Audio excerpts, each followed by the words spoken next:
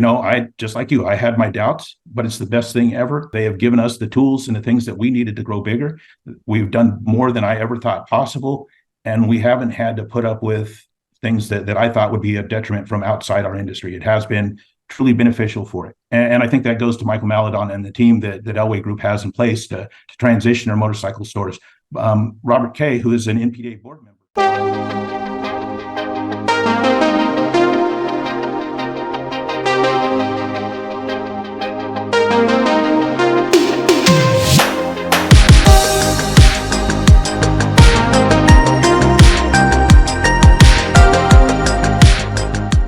Hey everybody, welcome back to this latest episode of Dealership Fixit. I'm your host, Jacob Berry, and today super excited to have on the editor of Dealernews. His name is Robin Hartfiel, and today we got him on to talk a little bit about Dealernews and the history that he's got with the industry. So just want to say welcome, Robin. Nice to have you, man. Well, thanks for having me, Jacob. Pretty awesome. Yeah. So you are definitely a big voice. I'll label you as that, right? You certainly are the arbiter of a lot of information out there in terms of one of only a handful of industry-specific publications with Dealernews there. And you guys have been around for 50 years, right? Celebrating our 50th anniversary. Is that correct? Actually, it is more like 56. Magazine was founded in 1965 by Larry Hester and Bill Bagnall. And they also created the IMS Show Tour. They created the Dealernews Dealer Expo. And there was a point in time when those two gentlemen had probably 30% of every dollar spent in the aftermarket went through their channels. And the OEMs then were using the IMS Tour. So they were getting a piece of that pie too. So it goes back a ways. We used to be really, really big in a big fish in a smaller industry. Well, certainly times have changed with the internet and maybe some of that print, not as popular as it once was, but certainly a huge, huge voice in the industry. So the way that I always like to start out, Robin, is just kind of telling me a little bit about you, the person, and maybe some of the experience that you've had within the industry and the different types of businesses within power sports that you've worked in. It's goes back to the beginning when they told me I couldn't do anything, and they were probably right. I was never really good as a motorcycle racer. I was never really good, even in the fast food industry, of remembering to upsize that and getting the fries order in. So by default, I decided the easiest and path of least resistance was to become a magazine guy. And that way I got to go everywhere, go to all the races, do everything that I wanted to do in a manner that I could do it. So I got lucky. And what year about did you get into the industry in the magazine field? Started freelancing in 1980 and then was an intern with Off-Road Magazine and VW Porsche in 82 through 84. And then when I graduated from college, got a full-time job at a local newspaper, earned my chops as a real journalist, and then went to work for McMullen Publishing, which I started as VW Trends editor, of all things. And within a week, I was editor of VW Trends, editor of All About Beer magazine, and the launch team that launched Splash, Four-Wheel Drive Action magazine, and half a dozen other titles in pretty rapid succession. Nice. Okay, so you've been a journalist for a very long time. What, besides the not being good at motorcycles or fast food, I mean, was that always just a passion of yours that you realistically wanted to just go into and write stories and interview people? Not so much the writing and interviewing, just being around motorcycles themselves. Loved it. Don't know why I got bit by the bug when I did, as early as I did, but I didn't see any other path other than being involved in the industry somehow. Took a roundabout way. Little stints at All About Beer magazine probably detoured my power sports career a little bit, but it was all good experience. Well, certainly a veteran when it comes to looking at the industry as a whole and seeing all the different changes and dynamics that have happened throughout the years. What would you say are some of the biggest changes you've seen in your long career in the publishing field? Saw the rise and crash of the three-wheelers and CPSC's mandates that transformed our industry. Saw us go from an absolute low point in unit sales after the glory days of On Any Sunday and you meet the nicest people on a Honda. We crashed and burned pretty hard as an industry. We lost more than 50% of the total market, and even more so when three-wheelers were completely banned. And I came on board Dealernews in 1990 as a consultant, and they asked me what I saw, and I said, I don't see a future for it. You guys need to get out now. So they brought me on board to see what I could do to stop the inevitable from happening. Just got lucky that we went on a 13-year run of double-digit growth year over year over year over year until the '08 crash. So I've been a magazine editor at a trade-only magazine during the glory days and also during the crash and burn days. That's incredible. Yeah. I mean, the three-wheelers were a huge hit, and I'm a little younger to not remember the crash itself, but I certainly, am a fan of the three-wheelers. I own a couple of them now, and I like to rebuild them, pull them out of sheds. And yeah, I'm all with that, with the Honda three-wheelers, the ATC 70s, the 250Rs. I mean, just a really weird dynamic on how that all became a media spin to classify them as a product from the devil. I think that was the ABC News piece that they took a hit on that particular, segment of the Honda brand. But the nice thing that the media said about us, we were baby killers, and it got worse from there. And that was 60 Minutes, and everybody was on a witch hunt. And we weren't unified as an industry. We didn't defend ourselves all that well. So we basically literally fell off a cliff, and it took us a long time to regroup and rebrand ourselves, and for four-wheelers to replace the three-wheelers. And now you see the evolution of the UTV side of the market. But you go back to the beginning, we were Motorcycle Dealernews. It was a three-word name. And when I came on board, when I said, you're not going to make it, I dumped the motorcycle thing. That was too limiting because watercraft, I'd already done Splash. We were broadening. It was power sports. It wasn't just motorcycles. And even through the best times of the three-wheel market, I would go into a dealership and I would ask them, what are you? And so they would look at me and it's like, what do you mean? It's like, well, what kind of dealer are you? We're a motorcycle dealer. Then how come 90% of your sales are three-wheel? And same thing now with UTVs. There's certain dealers out here in the Southwest.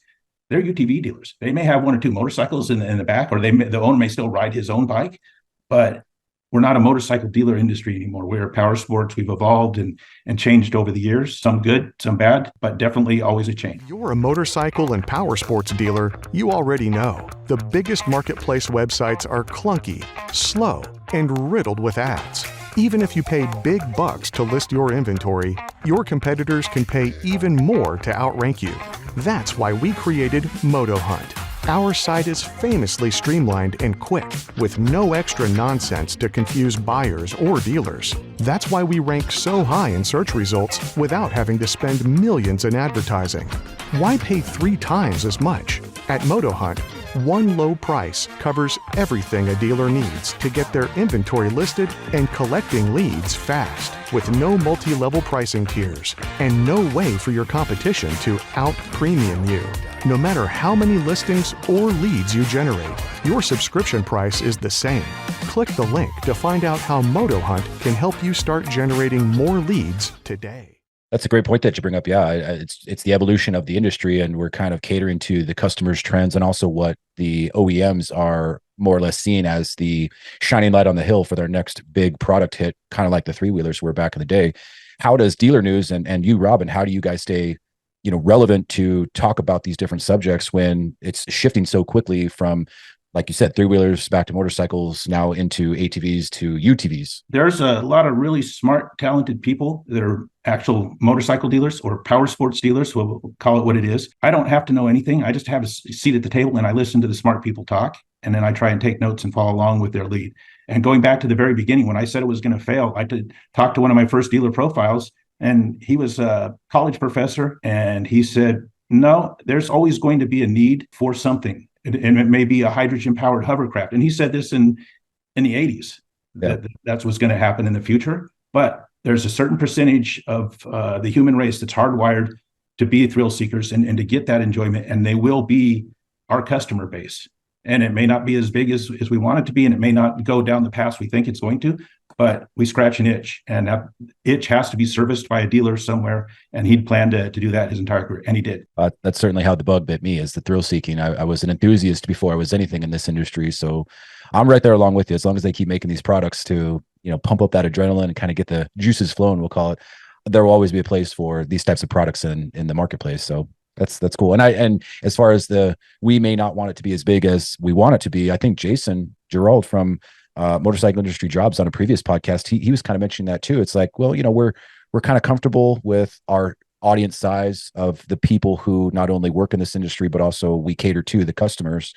And do we always want more? Yes, but it's a nice and manageable size that we can always produce enough product for and be involved in the industry as an enthusiast. It's interesting little business we got. I don't have to worry about that. The dealer network is not going to grow. So I reach a great percentage of the audience, and I don't have to worry about fighting the newsstand wars like I used to, or growing my market other than on my side job as a Motorcycle Industry Council Board of Directors member. Yes, that's one of our primary mandates, is how do we expand our industry? How do we keep everybody growing and happy? And then also as an advisor to the National Powersports Dealer Association, same thing. How do I keep my dealer friends? How do we keep this industry expanding? And we got lucky. COVID created a bubble. We sold through 3 years worth of dead inventory. We cleaned the books. We started fresh. And now we're back to a level set. So Jim Woodruff from National Powersport Auctions has talked about it. And he was on the last MIC symposium. A lot of smart guys, again, who have talked about it. And I listen. And what they say is that don't use the COVID numbers for anything. Go back and look at 2019. Where were you in 2019? Did you pick up 5 to 10% customers? Do you have these customers for life? Then you should be happy. Your business grew and you cleared out the dead inventory. You now focus on the future. Where do you go from here? But don't come in expecting 30% growth over 22 or 2020 even. It's because it's not going to happen. Well, let's talk about that, right? So you came in, after the three-wheel, market kill off there by the crazy witch hunt that the media was on, and you said basically to Dealernews as you started there, hey, you need to get out of this business. It's not going anywhere. I mean, how do you feel now about the industry many years later and some of the struggles that we're in? Mostly for economic reasons, right? High interest rate, for financing, that's a majority of how we get our products in our consumers' hands. And, inventory logistics, I mean, all the factors that are combined to make a tougher retail environment. How are you feeling about the outlook now? Same way. If you manage your expectations, then you'll be fine. If you overexceed or you have to report to an absentee board of directors or an overseas OEM that is dictating policy without being boots on the ground, then you may not succeed. And you only need to look as far as the dealers. They'll tell you what their business is. They will tell you to the unit what they can sell to their market, what their hopes and expectations are. But I think as an industry, historically, we have probably not listened to our dealers like we should have. Those guys are on the bleeding edge of our industry. I don't need a bean counter in another country to tell me what's going to be successful in the United States market. I would rather go to these guys who have been here for 20, 30, 40. And now you're seeing Yamaha hand out awards for 50 and 60-year dealers. Honda, the same thing. Those guys came in the 60s. And some of those family-run dealerships are still family-run dealerships, still doing what they always did and still succeeding at it. Versus these outside forces that are trying to change our industry from out from under us. You mentioned earlier about listening to the dealers. How do you and how does Dealernews collaborate and listen to these dealers and tackle some of these issues head on? Been really lucky. When I did come on board, I knew that it was not me. It was the Dealernews name that earned me a seat at that table. So you're given 2 ears and one mouth, and you're supposed to use them in that proportion. A couple of times I've let my big mouth get myself fired from another magazine job, but always the bottom line has been pay attention to what the industry is saying and follow along with that. We're in a unique position. Is Dealernews in a leadership role? Most likely we are. Am I a journalist? Should I be chronicling what happened and not interjecting myself into the middle of the story? Absolutely. However, I stopped being a journalist the day that I started full-time with Dealernews. My objectivity went out the window. My role became cheerleader. I need to make sure that we have a business environment that sustains, educates, informs, and entertains our readership. And so with that mission in mind, that's what my guiding light's been. And part of that is just basic open discussion. Talk to dealers all day, every day, and it's awesome. I have the best job in the world because I get to work with the best people in the world. And the fact that they can find the time to tell me some of the things that they do, that's a bonus. I agree 100%. I feel the same exact way. I get to talk to dealers nearly on a daily basis and from all over the country in different size stores and different roles.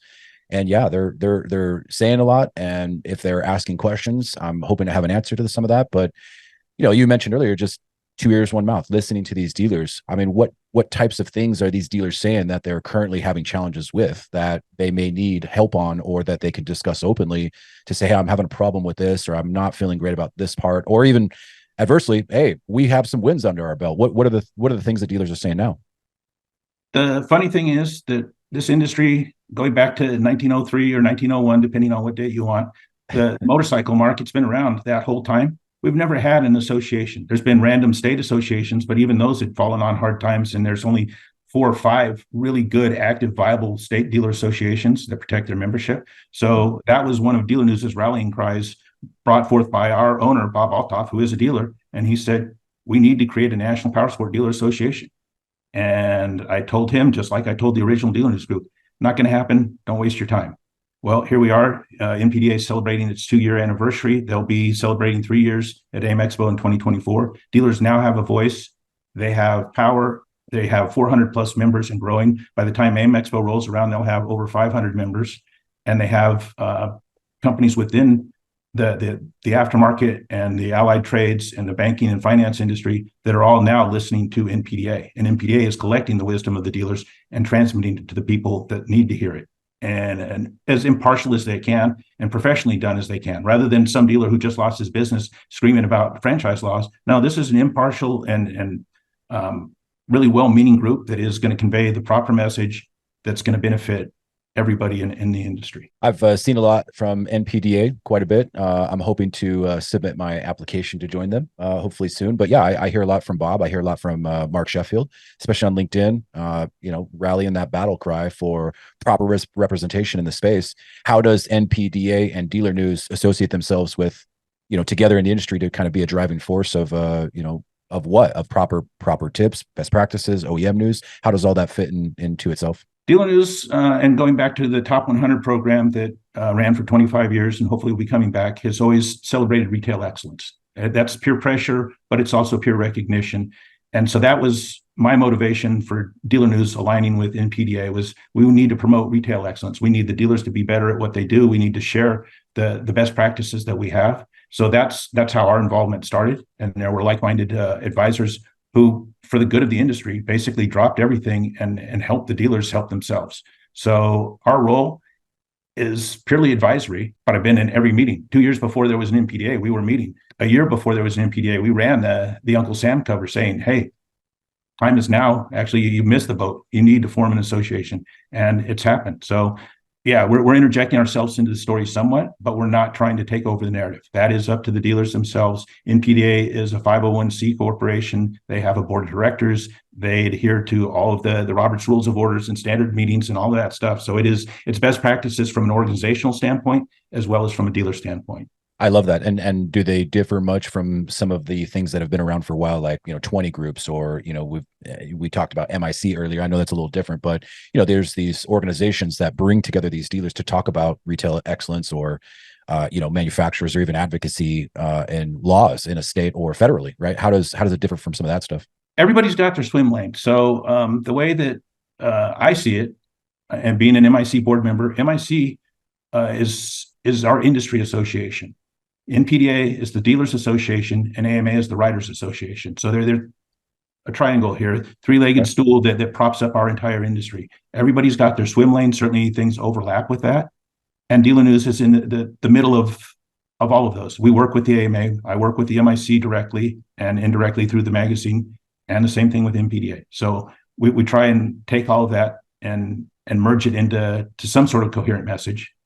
I write better than I speak, thank goodness. I think you speak great, man. Well, that's good. Okay. So that's a great way to put it. I never thought of it that way. The three-legged stool: AMA for writers, MIC for industry, and the NPDA for dealers. Okay. Well, just kind of shifting gears back to Dealernews as the publication, right? You guys have a lot of industry topics. What would you say are some of your most memorable meetings with dealers or interviews with certain dealers on how well they're performing at a store, some acquisitions? I mean, just give us maybe your top one or two stories of things that you've been directly involved with as a journalist for Dealernews, and kind of highlighting some wins in our industry. Well, maybe I can tie it into one dealer specifically, but going back to when I first started at the job, because of this trade show and the trade magazine and all of that, we get lots of calls, questions. I also had some roommates in college that knew what I was doing, and they knew just enough to be dangerous. So they would call and leave messages saying, oh yeah, Mert Lawlow on line one. And I would pick it up, and it's my roommate. And it's like, hey, bring beer home for dinner. And it's like, shut up.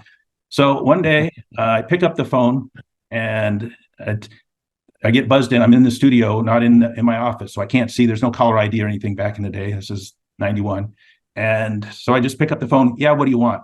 And I'm assuming that they've been given a fake name. No, it's the Malcolm Smith. Malcolm's got a question about Dealer Expo. And I just yelled at him, and he's going, oh, sorry, my name is Malcolm Smith, and I have a little shop out in Riverside. And it's like, man, I am so sorry, Malcolm. You're the reason I got onto motorcycles in the first place. Never happen again. So he never let me live that down. I never lived that down personally. Then fast forward, I'm roommates with Alexander Smith on a couple of junkets. And we're, I won't say best friends, but certainly we've been through a lot of the same things at the same time. When I go out to cover their grand opening of them signing Ducati, Alexander says, well, you have to come for this. This is important to me. It's important to Dad. And it's like, yeah, and I'm honored to be there. I'll drop everything and I will come to that store to see that happen, because that is a milestone event. And it goes back to my earliest days at Dealernews, and it still continues to our February cover of last year was them getting the Ducati dealership. So it's that sort of continuity and camaraderie that exists within this industry. And it doesn't matter. Everybody, they're humble, they're gracious, they're focused on what they do, or they go away. There's much easier ways to make a living than to be a motorcycle dealer. So everybody who's in here and has stuck it out is through a thick and thin has a reason and a motivation. And it's up to me to listen to that and appreciate it for what it is and enjoy it for what it is. And any of the dealers that I work with, the NPDA board of directors now has 13 board members. Every one of them, Gail Worth, lights up a room anywhere she's been. She was Harley's Dealer Advisory Council chair for a couple of years, all of that. Well, one of my first stories was profiling Gail's parents. And now this is second generation, and she's every bit the dynamo that Ray and Bev were when they were on the cover of Dealernews. And now I've had her on the cover of Dealernews. So that sense of family, and I'm our industry's biggest cheerleader and in awe of the people that do this for a living. And I'm really happy that I still have a front row seat to all of this. Well, that's great. And certainly the names that you dropped there are titans almost in my perspective, right? A guy that's maybe not have been in the industry as long as you have, but I see what I see and I know what I know. And those are certainly names that I recognize, maybe not to the level or the depth that you have, but I understand that these are some big players in our space and certainly grateful for the road that they've paved. But, you know, I almost see you also, Robin, as kind of a documentarian to a sense, right? You're kind of putting together this timeline of the longevity that you've had in the industry, just kind of documenting and more or less putting to profile some of these big players that have made, some influential changes or have been a big voice in our industry. But, you know, to kind of go back on a comment that you made earlier about, you know, a lot of these dealers, they started in the 60s or the 70s and they're family owned dealerships. What I have seen lately is a lot of consolidation, and maybe some of these guys that have, you know, been in operation for 50, 60 years, maybe they're aging out, they're ready to retire. They just maybe don't want to do it anymore, or they are looking for a change and maybe live out their golden years, and they not always, you know, give that dealership or pass it down to their family members, and they ultimately go to a group. So kind of what is your outlook on that, or what have you seen? What do you think about all this consolidation happening in the industry now with a lot of groupings of stores together, maybe some automotive dealers coming into the space and adding on a Harley dealer or a metric dealer, and just kind of making the industry a little bit, I guess, you know, a little bit more solidified with some of this bigger money coming into play now? It's bigger money and it's bigger ideas, but bigger is not always better. And we've seen cases where consolidation isn't the best path. But recently, I talked to Greg Ditas, who's the general manager of a Honda store who got bought up by John Elway's group. Mm-hmm. And so Greg is a lifetime dyed-in-the-wool motorcycle enthusiast and a dealer. And he started a lot boy and took over the dealership.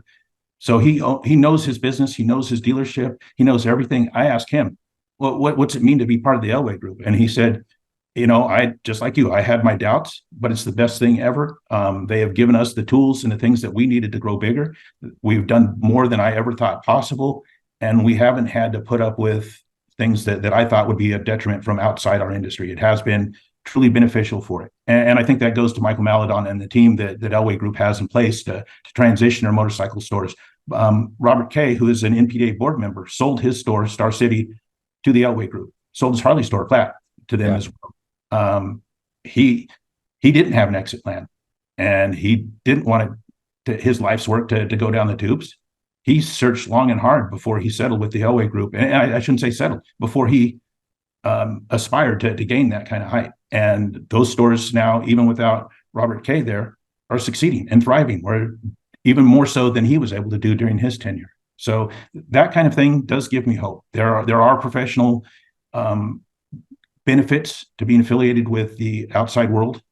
We do not know it all within our own little circle, but we also have some really sharp guys with the 20 groups and stuff that have gotten us this far. And so I say, yes, let's take it from outside, but I don't want just the venture capital model of pump it and dump it. And there has to be a longevity. There has to be a game plan in mind. This is not 3 to 5 years. If you buy into a motorcycle dealership, then it better be a lifetime, or at least 20 plus years into it, because again, you're not going to realize the return on your money if you're an investment group. You're not going to see the return on your time, blood, sweat, and tears and sweat equity on something like this unless you really love it and you really want it to succeed. And then you will succeed beyond your wildest dreams. I think that's the best part about this industry is, for the most part, it is a enthusiast-driven industry, even the people that work in it. So I'm right there with you, man. I'm not sure if I have an opinion yet on a lot of the consolidation, but it's happening a lot and it shouldn't be ignored. And it sounds like you've got a couple of good stories of successful transfers from family-owned to a corporate venture capitalist model or a group model from an automotive dealer. So that's good news to hear. That's good. It's out there. Of course, we can all focus on the negative, but I'd rather accentuate the positive. We do have things on the horizon that do look good, and we can succeed with a modified business model. Doesn't have to be mom and pop anymore. That being said, Dealernews is still, and when I came on board, one of the first things, the first issue, in fact, was our February show issue, and they handed that to me and they said, "What is wrong with this?" And I said, "Well, there's 3 trade magazines in the field that are only going to the dealers, and all 3 of them use the same supplied photo from one of the manufacturers. What is the name of this magazine? Motorcycle Dealer News." I was like, "Well, kill the motorcycle part. The name of the magazine is Dealer News. You need to put a dealer on the front cover. You need to play this up. Mom and Pa Kettle may never be on the cover of Time Magazine, but Time Magazine, this is Dealer News. This is their magazine. They need to be recognized and celebrated for what they've done within their industry, not what Time Magazine thinks about us." And so from that day on, we started profiling dealers. And just like Racer X discovered when they stopped doing hard race results and product testing, they focused on the feature or the personalities and the history of our industry and the people portion of it. They succeeded. Other magazines came and went. And go to the newsstands and look and see how few motorcycle magazines of any kind are left. It's you got to focus on the people, run with the ones that brought us here. I agree wholeheartedly. That's one of the main reasons why I love to see the new issues of Dealer News is to focus on the dealers. And selfishly, sometimes I go, "Oh, hey, I know that guy, right?" Or I might want to reach out and talk to him just because you've done such a good profile on him. But let's talk about that, right? So you're talking about they used to hand you a magazine. Clearly, the print strategy is almost completely faded into oblivion, as far as I'm aware. So how has Dealer News embraced the digital media side? Websites, publications, emails, social media. How have you guys kind of shifted to change with the times? Kicking and screaming. Did not want it. I am a print dinosaur. I cannot retain information I see on a screen longer than 5 seconds. But I've got a Dealer News archive of bound issues. We've solved the world's problems for 50 years, now almost 60 years. I can go back to issue number 1 and read about the same issues that we face now, and they answered it back then.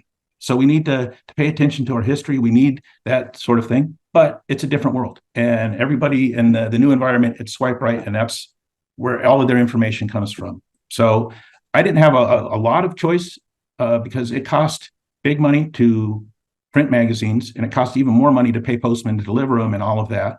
So we didn't have to worry about newsstand. We still had a number of fixed costs at a magazine that couldn't support it. And when Bob Althoff bought the magazine from a big publishing company in 2015, there was no wherewithal to go out and kill trees. So when 2017, when we first started talking about bringing it back, I said it has to be in a digital environment. It has to evolve. I don't like it. My goal is to bring it back to print product. My core of dealer friends still prefer to read it. Some of my best work gets read in the bathroom at work, but hey, whatever it is, that's fine. As long as they read it. As long as they read it. And so as long as they read it, everybody gets it in a different way. So the website consolidates the digital monthly magazine. It has 2 times a week e-blast are all there in the news section. There's deep dives off of it. As far down the rabbit hole as you want to scroll, you can. And then social media, we have LinkedIn, Facebook, Twitter, or whatever it's called this week. Instagram, all of those things. So however you prefer to get your information as a dealer, we have some sort of touch point there.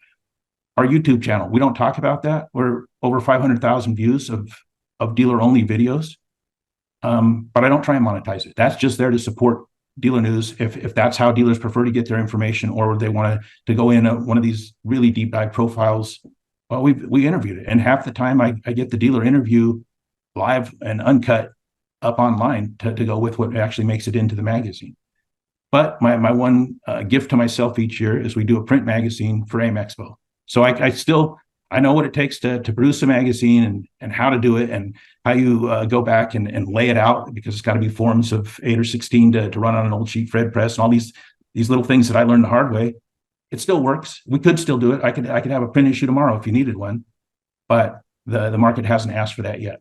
And Well, I think it's the dealers have asked, but nobody's willing to pay what it would cost to do that.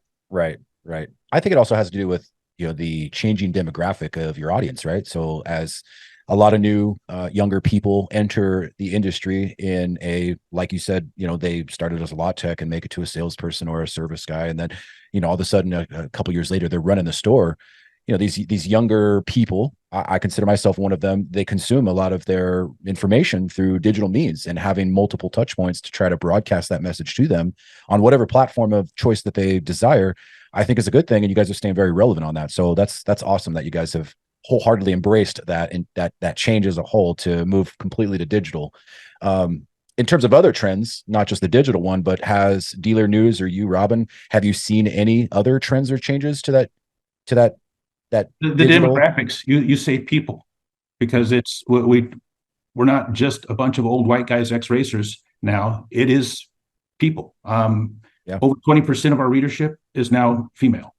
And this is a trade-only magazine, and yet that's the percentage that's being mirrored within our industry. The Old Boys Club is finally opened the doors. There are now chances for a Gail Worth to own her own store. Going back, though, our owner, Bob Altoff, bought the oldest Harley store in the world, A.D. Farrow. Lily Farrow was doing this in the 20s. It's just taken us a few years to catch up as an industry. But we are, I think, as inclusive and diverse in all of the buzzwords that you want to include. We've always been that way, but you had to earn your chops to get into this business. And it goes, look at the stand-up jet skis. You had to want it. You had to have a certain amount of talent. Riding a motorcycle, the same thing. It's not for everybody. But for the few that get it, there's nothing better.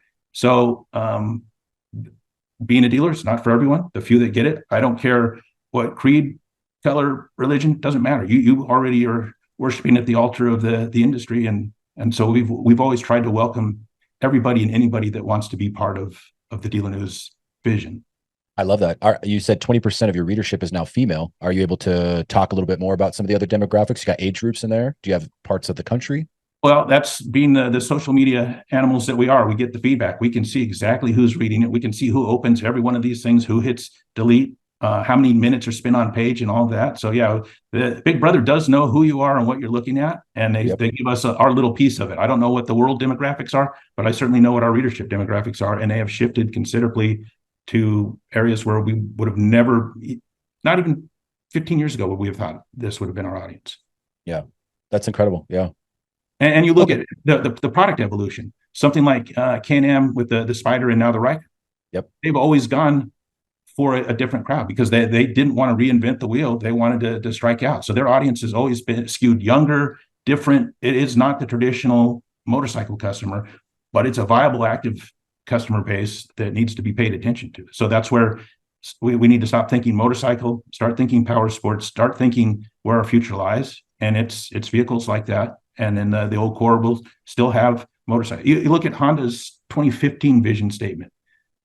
Doesn't matter if it's hydrogen powered or electric powered or whatever. They've already stated that the infrastructure globally cannot sustain one of these technologies. It needs to be a merger of multiple technologies. And where they don't have that infrastructure, they will still have a vehicle. And there will be a commuter and a logical reason for it, but there will also be a pure fun machine in each category that they're participating in. And that's the company vision. They're a mobility company now, not a motorcycle company or an engine company. They're a mobility company with their vision to the future. And that vision just happens to include a recreational component as one of their pillars. In your own opinion, do you think that other legacy OEMs are making the same adaptation like Can-Am is with the Spider and Ryker to go after that younger crowd? Going after, but Can-Am and Ryker is part of BRP's overall strategy. They also now are playing up the fact that it's 50 years since the Can-Am motorcycles, and they've introduced that, but as an electric vehicle. So they're straddling that line between old and new and everything else, playing on the BRP heritage and also BRP's technology and ability to bring a new product to market. So that part's exciting. And I'm a kid in a candy store when it comes to that. I think our biggest loss is that there is no more IMS tour to go and see the latest and greatest toys. But that being said, I still get to go to dealer meetings and see product rollouts and go to occasional press launches and be the first one to play with the new toys. That perk of the job is worth it right there, because there is a future. There are smart people and companies as big as Honda thinking about where do we go with this and where will we be in 2050 and beyond. And to everybody's benefit, they're thinking about that recreational fun component as well as just basic mobility. Just living life, man. In recent years, have you seen or observed any other trends or other things in power sports that kind of lead you to believe to a brighter future, and maybe how Dealer News, how they covered these types of topics? We have the Dealer News section, which is a magazine within a magazine, its own cover and all that, because e-bikes are topical. Yeah. Well, we again, a little slow on the uptake, but Honda or Yamaha just celebrated 30 years of its pedal assist program. They've had an e-bicycle in Yamaha's product lineup for 30 years. And yet, where was that until just now? Suddenly, everybody wants it. And that technology is emerging, and there's more kids riding Chirons and RARs and performance e-bikes when we don't even know what to call them, because does it have a twist throttle and fixed pegs? Is it a motorcycle or is it a bicycle? Well, we don't know. But I do know there's more kids riding those than anything else out there, because you don't have to have a license. You don't have to have a track. You can go out and be welcomed on two wheels. So technology is changing. The market's changing. We just have to stay on top of all of it, and hopefully some of it sticks with future customers. Well, let's talk a little bit more about that electrification on Dealer News. You guys had an article about Kawasaki coming out with 2 of their Ninja versions for their electric motorcycles. You know, those guys are going the motorcycle route, but you've for a while had Zero motorcycles. You've got the Livewire. You've got a couple other manufacturers that are dabbling. You mentioned BRP with their anniversary motorcycle coming back. What does Dealer News see about this sudden rush to the electrification of the industry? I know you mentioned infrastructure was a bit of a sore subject because it can't support just that one thing, not yet anyways. But is this where it's going in Dealer News's eyes? Do not know. And that's where I don't interject my personal view on it. I have to cover it. It's a portion of the market. I will pat myself on the back that when I saw the new E-Ninja in Milan 2 years ago, we put that on the cover of eDealer News. Now all of a sudden it's made it into production and it's the hottest topic going. Well, we told our dealers 2 years ago, hey, look at this. This is where we could be. And guess what? 2 years later, that's where we are. So I don't have to like it. I don't have to ride one personally, but I need to be aware of it. Our readers need to know that's a portion of the market they should pay attention to. We should also be pay attention to lawnmowers. The Equip Expo is going on starting this week, and it's bigger than the old Dealer Expo used to be. It's bigger than any IMS event was. The first year that I went, it was still called the GIE show, but when I went to the Equip Expo, there were 40 side-by-side manufacturers there. Honda, Kawasaki, all of those companies were there because they have OPE product, which is not power sports, but it is gas powered. It is marketed to the lawn and garden guys, and that's a viable market, and it overlaps with us. And now you're seeing companies like Bobcat advertising in Dealer News to get tractor dealers in urban areas, and it's like we're not the right channel. Oh no, we are the right channel for them because they've already saturated the farm belt. They know their market. They want the fringe market. They want these guys to come in who have been effective as a power sport dealer because they'll kill it in the implement business. Hey guys, this episode is brought to you by MotoHunt Premium. MotoHunt Premium empowers power sports dealers with data and technology to give the best possible market advantage on every vehicle at your dealership. MotoHunt Premium offers a suite of features such as real-time market analysis, inventory management, and up-to-date pricing guides like JD Power and NPA. Dealers love to leverage the platform to identify potential inventory risks and potential issues with your online listings. And it also helps to execute make and model strategies, enabling dealers to help move inventory faster and make more profit. To start leveraging our technology at your dealership, go to motohuntpremium.com. That's motohuntpremium.com to learn more and request a free inventory audit for your dealership today. So really? Okay. So I'm seeing some tractors like Kabuto and Hisun and some of these other guys. You're saying that their target market is now the motorcycle dealers that are traditional, just power sports, ATV, side by side, watercraft, motorcycle. They're trying to get into these dealerships to do what? These small equipments. Yeah, and do a rental fleet and have a trencher and a ditch witch and all that stuff out the back door. In those times when you're not selling new units at the front, you can still be renting equipment in an urban area. Because the home improvement guy, he doesn't need to buy a ditch witch. He needs to rent it one weekend and get that trench line laid, and then he's done with it. Somebody has to service that, and who better than the guy who's got a trained mechanic and who's already been trained to factory specs by 4 or 5 motorcycle OEMs? Why not? How about that? About Ingersoll Rand, John Deere. I mean, the list goes on. Like I said, there was 40 of them names that we don't think of, and they all had a side-by-side product. Their side-by-side corral was the biggest power sports pavilion I've seen outside of Dealer Expo. That's crazy. Yeah. Wow. All right. Well, switching gears, you kind of talk about dealers again, right? So Dealernews, I kind of see as an aggregate, right? So this is where a lot of information is funneled up to, and you guys kind of disseminate the best of the best. In your time, or maybe even just in recent years, what are some good best practices, some good retail things, some tips and tricks we could talk about online? But what I'm looking for, Robin, is mainly just, what does Dealernews put out there and say, hey, you really want to get your retail environment going, you really want to get your P&A going, you want to get your service department up to par. Here's some of the best stuff that we've heard from our dealers, and boom, there it is. What have you got on that? The smartest guy in the room is the guy who's already walked that mile in your shoes. I've seen more problems solved by two dealers standing in a hallway outside of a 20 group meeting, or even outside a national OEM dealer meeting.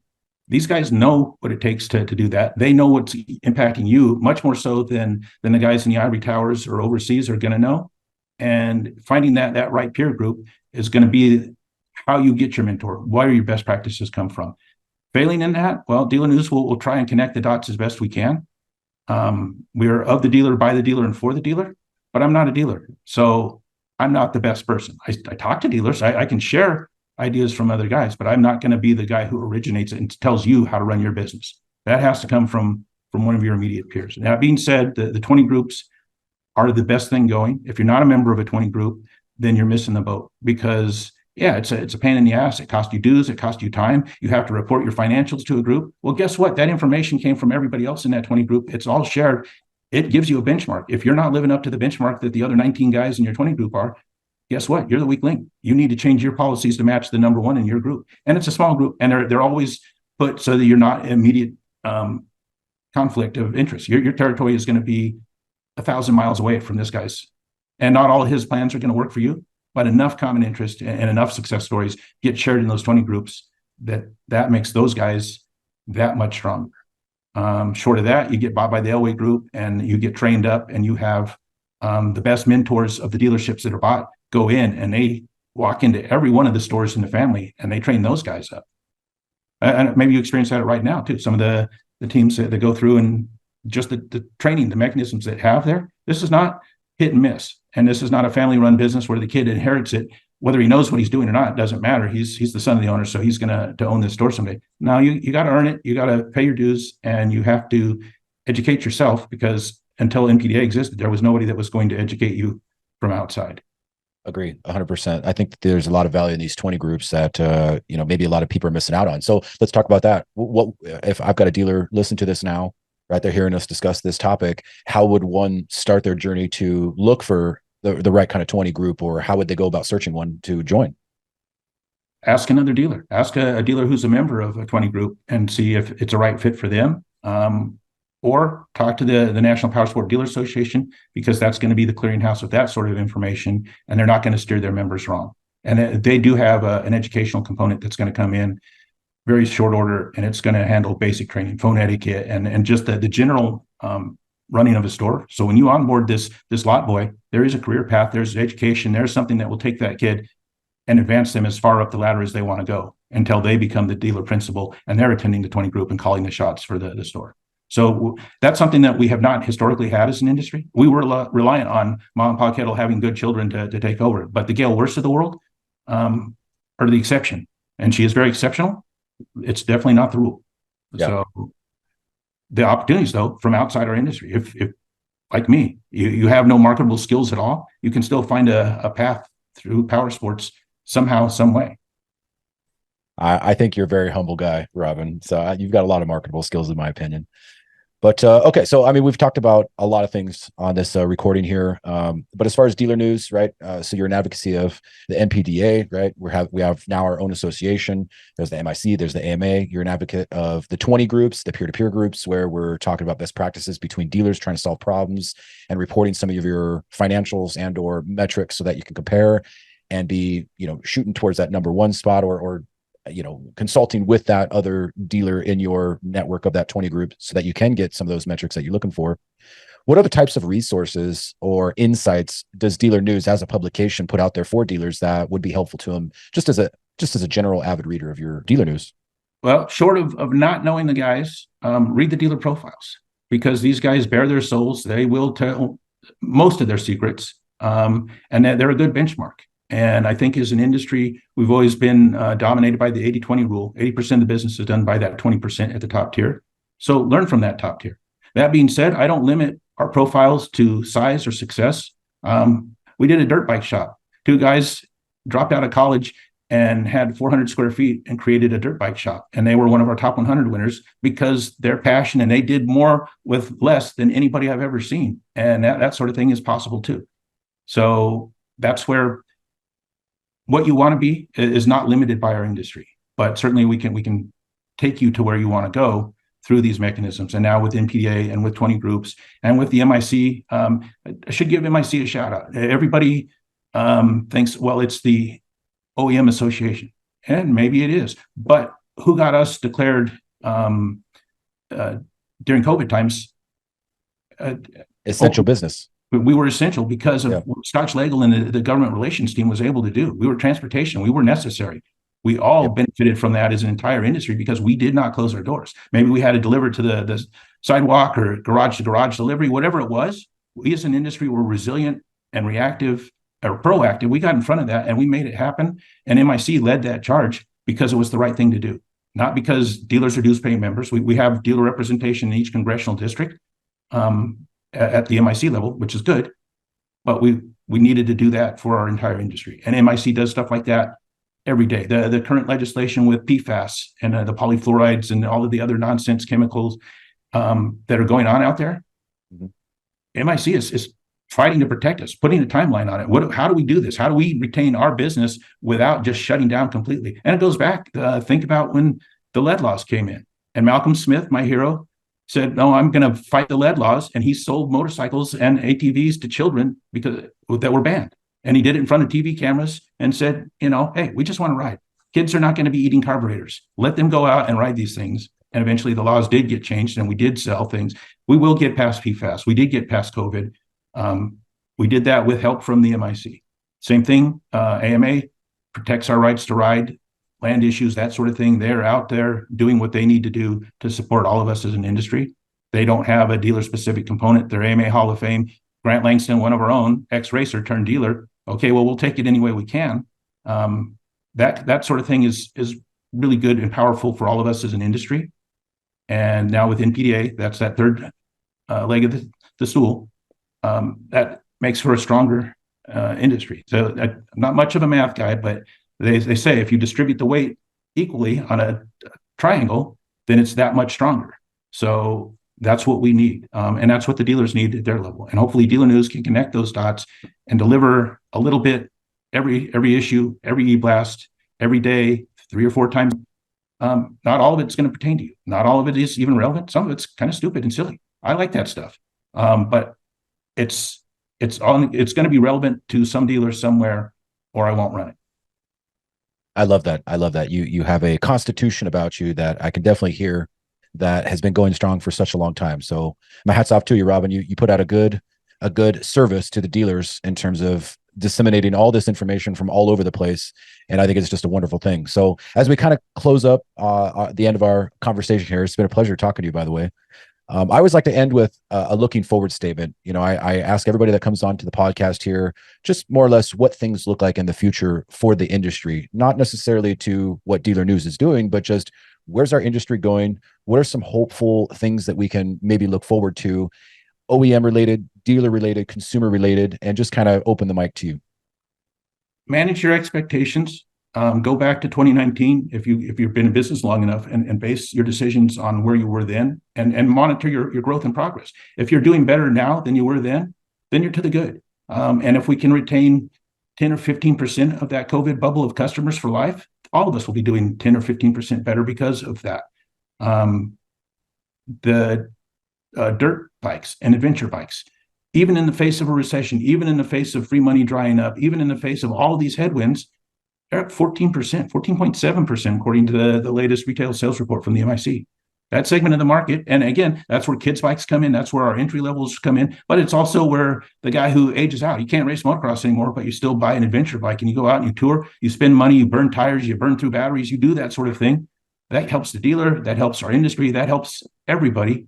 And it is a product for life. So we need more of those kind of wins. We need to focus on those positive things that we do have as an industry and celebrate our successes.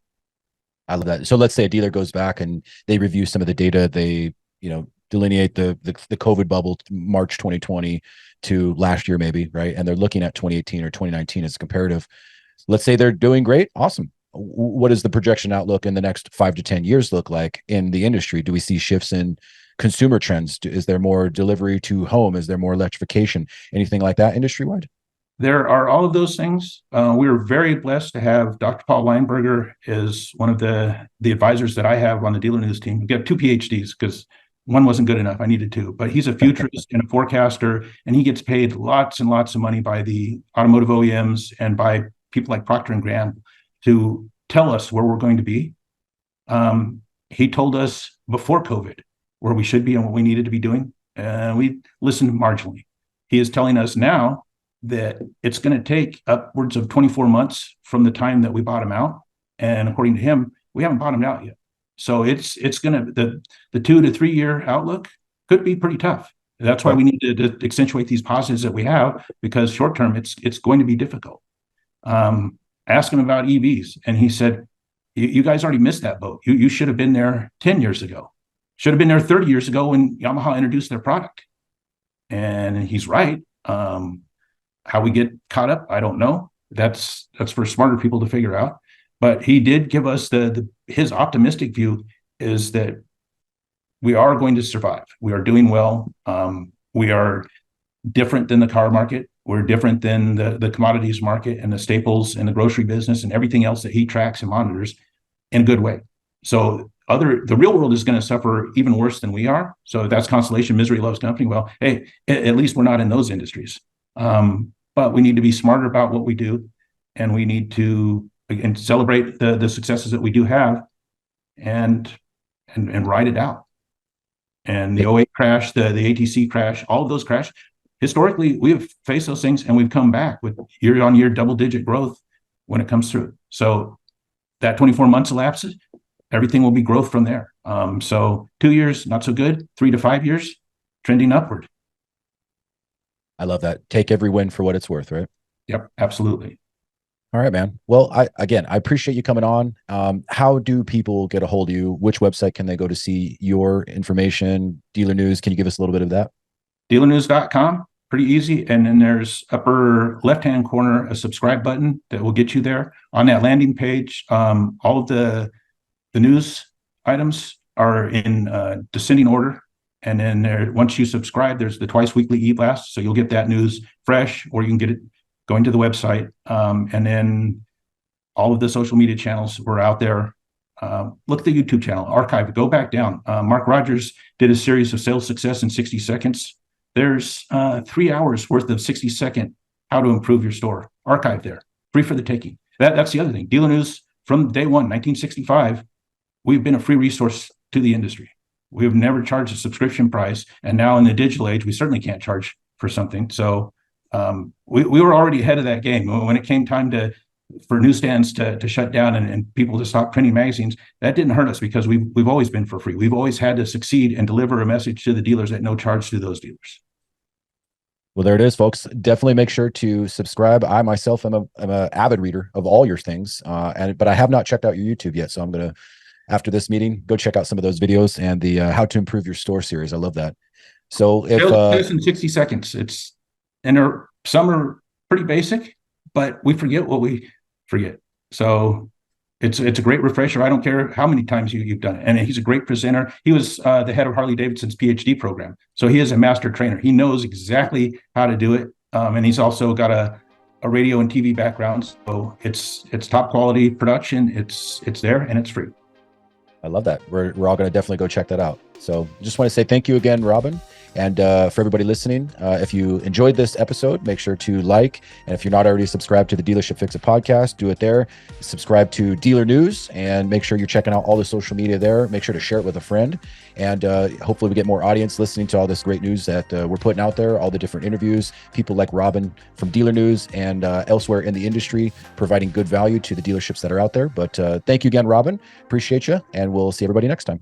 Great. Thanks for having me.